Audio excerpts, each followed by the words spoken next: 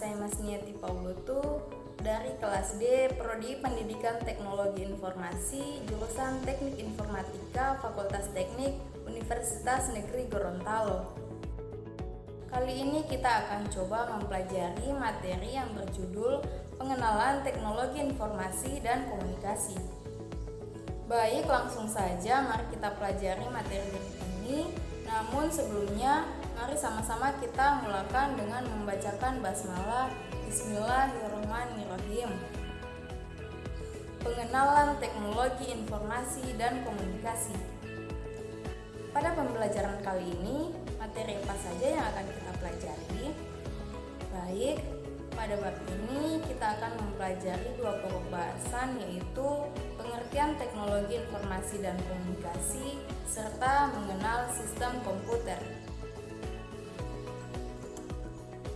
Pada awalnya, ketiga kata ini yaitu teknologi, informasi, dan komunikasi merupakan kata yang memiliki arti berbeda. Namun seiring dengan perkembangan zaman, maka tiga kata ini terkadang menjadi sebuah padanan atau kesatuan kata. Yang pertama, teknologi. Yuk coba kita lihat apa sih teknologi itu. Teknologi adalah keseluruhan sarana penyedia produk yang dapat mempermudah atau memenuhi kebutuhan aktivitas manusia dalam melakukan aktivitas sehari-hari. Dengan kata lain, produk apapun yang memudahkan kebutuhan manusia dinamakan dengan teknologi. Seperti apa? Mari kita lihat contohnya. Ada vacuum cleaner atau pembersih ruangan, ada blender, dan ada kipas angin. Aneka bentuk teknologi ini adalah beberapa yang memudahkan kebutuhan manusia dalam melakukan aktivitas sehari-hari. Selanjutnya adalah informasi. Informasi adalah suatu berita yang disampaikan atau didistribusikan. Teknologi yang merupakan sarana pengolah atau mendistribusikan informasi secara digital disebut dengan teknologi informasi. Seperti apa contohnya ya? Mari kita lihat. Ada videotron, ada televisi, ada radio. Ya, produk teknologi ini mempunyai fungsi menyampaikan atau mendistribusikan informasi. Selanjutnya adalah komunikasi. Komunikasi merupakan fase atau tahap menyampaikan sebuah informasi dengan mendapatkan umpan balik atau feedback yang dilakukan oleh seorang komunikator, yaitu yang menyampaikan informasi kepada seorang komunikan yang menerima informasi atau pesan. Sarana atau media yang dapat mengirim dan menerima kabar berupa pesan, gambar, dan video yang dilakukan oleh dua orang atau lebih.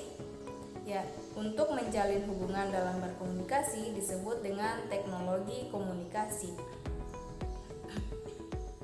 Apa saja sih contohnya?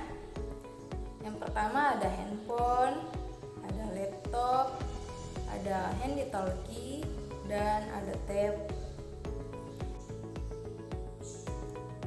Sehingga muncul pengertian teknologi informasi dan komunikasi adalah teknologi yang berhubungan dengan pengambilan, pengumpulan, pengolahan, penyebaran, dan penyajian informasi. Dalam perkembangannya, teknologi informasi atau TIK saling berkaitan satu sama lain.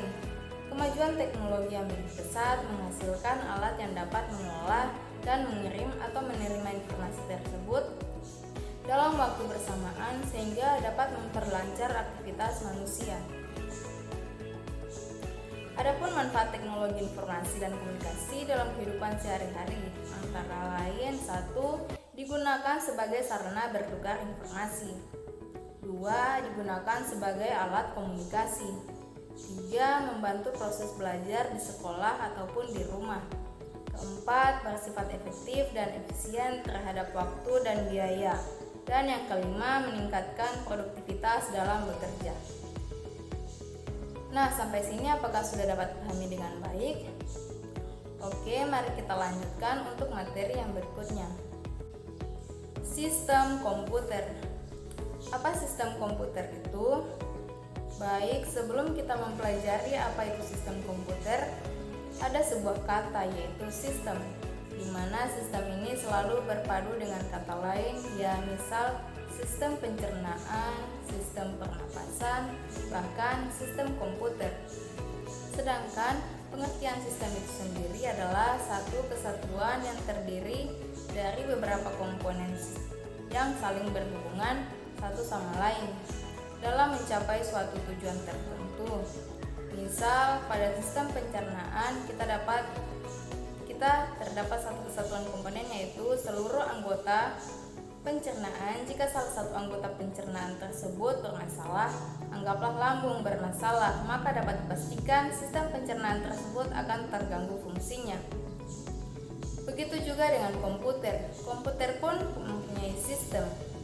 Apa sih?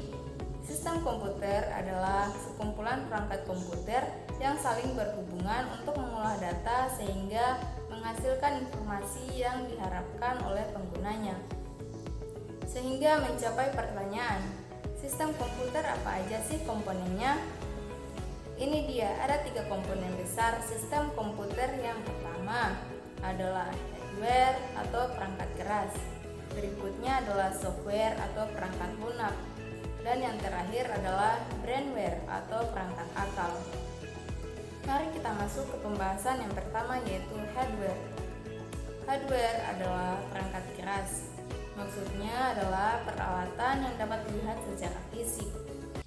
Hardware ini terdiri dari beberapa bagian. Yang pertama peralatan input, berikutnya peralatan proses, dan yang ketiga peralatan output, serta yang terakhir yaitu peralatan penyimpanan atau storage. Beberapa contoh dari peralatan input ini ditampilkan pada gambar berikut ini. Contoh: keyboard, mouse, webcam, trackball, scanner, barcode reader, touchscreen, dan sebagainya. Perhatikan pada contoh gambar tersebut. Apakah sudah bisa dikenal dengan baik komponen inputnya? Pasti dong. Oke, untuk peralatan perangkat keras atau hardware berikut ini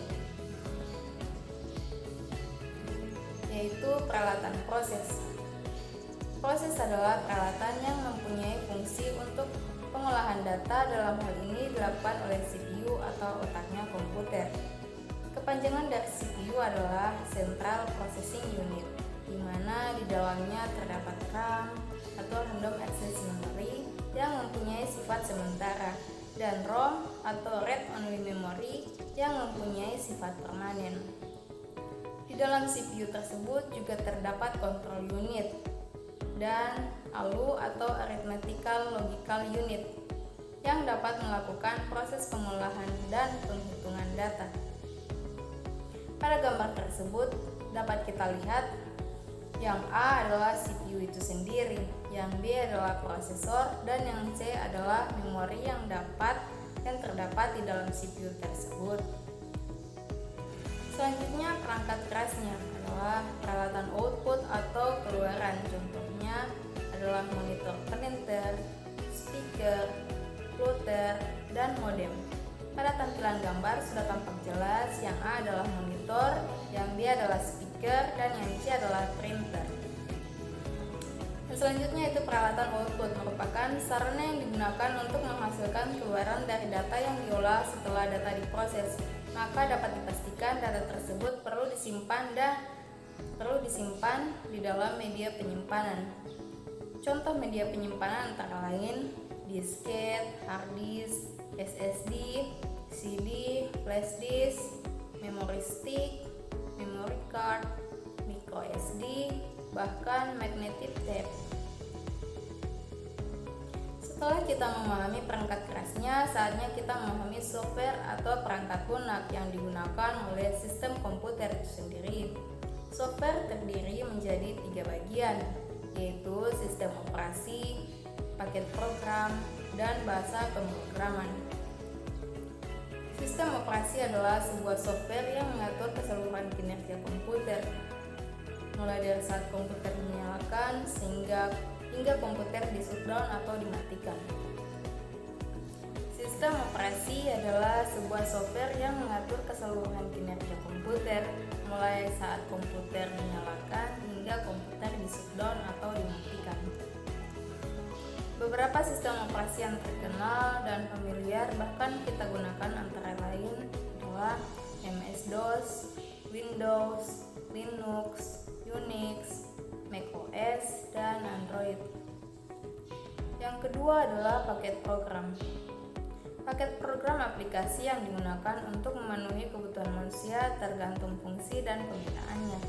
Sebagai contoh, pada Microsoft Word atau MS Word, Microsoft Excel, Clipper, PageMaker, SPSS, Photoshop, Premiere, WinUp, PUBG, simulator PS, dan lain-lain. Nah, beberapa di antara aplikasi ini pasti pernah kalian gunakan, bukan? Oke, selanjutnya adalah bahasa pemrograman. Untuk software yang terdiri dari bahasa pemrograman ada beberapa jenis. Sebagai contoh, ada Pascal, Visual Basic, Skillshare, Python, Ruby, Java, dan sebagainya. Dan yang terakhir adalah brainware atau perangkat akal. Brainware adalah manusia yang menggunakan komputer itu sendiri. Bidang profesinya antara lain operator, programmer, sistem analis, dan desain grafis, serta komputer engineer. Operator adalah manusia atau orang yang menggunakan komputer itu sendiri. Programmer adalah seseorang yang mempunyai kemampuan untuk membuat program komputer. Sistem analis, orang yang mampu membuat sistem analis dari sebuah program. Desain grafis, yang mempunyai kemampuan desain dalam bentuk grafis. Dan yang terakhir adalah komputer engineer atau orang yang ahli dalam memperbaiki atau perbaikan komputer. Bisa juga yang masuk ke dalam golongan ini yaitu teknisi.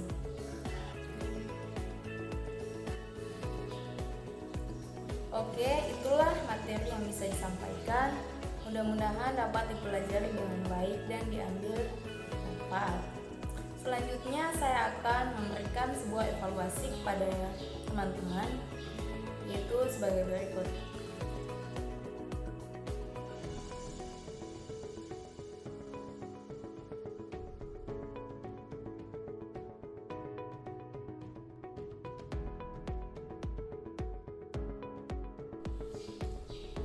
Oke, demikian materi yang bisa disampaikan. Mudah-mudahan dapat dipelajari dengan baik dan diambil manfaat. Mari sama-sama kita akhiri dengan membacakan kalimat hamdalah, alhamdulillahirabbil alamin. Terima kasih dan assalamualaikum warahmatullahi wabarakatuh.